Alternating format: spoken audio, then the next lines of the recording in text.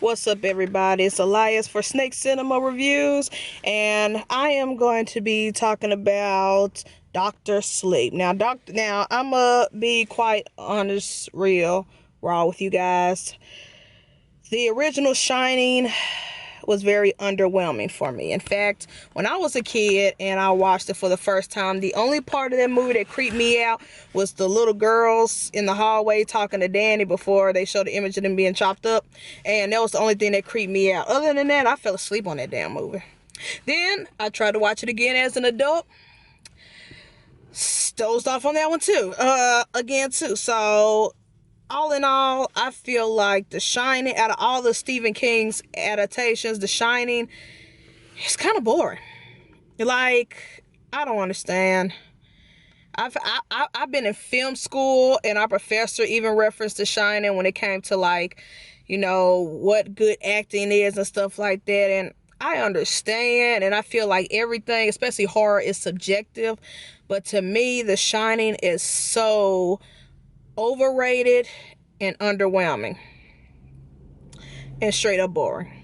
I will say Jack Nicholson did a great performance on the parts that I was up and didn't fall asleep on, but that's beside the point. This is about Dr. Sleep. Dr. Sleep is a sequel to The Shining, and we all know that the author Stephen King hated Stanley Kubrick's whatever you said in man name. He hated that adaptation. He despised it. He said that the characters, especially the father, was not portrayed well. And I understand. I get it. I haven't read the book, but I understand his gripe. He is the author, the creator of it, I feel him. I feel him. When you create something and then to have someone adapt it and they totally change a lot of things, especially important character arcs, I can get why you have a gripe with that. But again, this isn't about The Shining. This is about its sequel. So the sequel, Dr. Sleep, follows Danny Torrance as an adult. And as an adult, he is still rattled with the past of his childhood and everything that happened at the Overlook Hotel with his parents, and all those ghosts. But he had to learn how to, use his powers, his shining, for the greater good. He ended up working at a hospital or a hospice place where, he was there for people as they were about to cross over.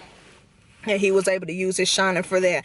And, like his father, he dealt with alcohol issues and stuff like that. And, he was basically fighting a lot of demons that his parents, in the situation that happened in The Shining, was placed on him as a kid. So I love that dynamic of the film. I think that was great. It was good for his character art. But it was, oh, I lost my train of thought. I'm so sorry. But yeah, I like that. But in this movie, Dr. Sleep, he ends up befriending another person, a girl named Abra, who also has The Shining. And he ends up being kind of like big brother, daddy figure, mentor to her, helping her out. And they've been connecting with each other through their powers until the big bads come in, which is the leaders played by Rebecca Ferguson, and I think she did a wonderful job as Rose the Hat. And they were basically like hippies, hipster vampires who suck the life out of anyone who has the shine, because the shine is a lot of power. It's very euphoric for them. It's very drug-like for them. So they go around and killing people, and they kill kids. They didn't give a fuck. They kill kids. So if you're one of those people who can't watch a movie where a child dies, you might want to skip this one. But as I digress, anyways, the big baddies end up feeling Abra's powers, and so they go after her because she's like the most powerful of them all, very strong. And Danny has to end up helping her, which leads them back to the Overlook Hotel. Now, for the parts of The Shining that I did not fall asleep on when I watched it, for the only 2 times I watched it in my life, I did get to see some Easter eggs in it. I'm not going to spoil it because I really want people to go see it. Dr. Sleep is really good. It is really, really good. Way more entertaining than The Shining, in my opinion. It has kept me up, did not fall asleep, even though the movie was 2.5 hours. Now, let's say, 2019 is the year of the long-ass movies. We had Endgame, It Chapter 2, Doctor Sleep. It was a lot of movies that are like 2 to 3 hours long that has came out, and some people can't stand it, they get tired of that, and some people love it. For me personally, all the long movies that I've watched, I was never bored in them.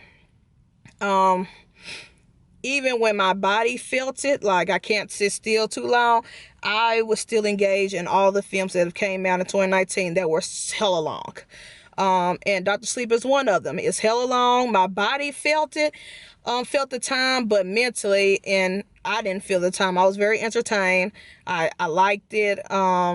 It kept me up, like I said, unlike The Shining. Sorry, you guys, all you Shining fans, all you Stanley Kubrick fans, I'm sorry, but like I said, horror is subjective, just like comedy is subjective, and I did not find it scary. I did not find it intriguing. I did not relate to any of the damn characters in The Shining. I'm sorry. I didn't relate to the father. I didn't relate to the mother, and I damn sure didn't relate to Danny. So I am so sorry, but I digress. Anyways, there are a lot of Easter eggs, and I will say the director did a great job in adapting Stephen King's book, as well as being a direct sequel to Stanley Kubrick's The Shining. He was very good at balancing both. It was very good balancing. And then when I looked up who the director was, it was the same guy who did Gerald's Game. And Gerald's Game, in my opinion, is the best Stephen King horror adaptation. Horror,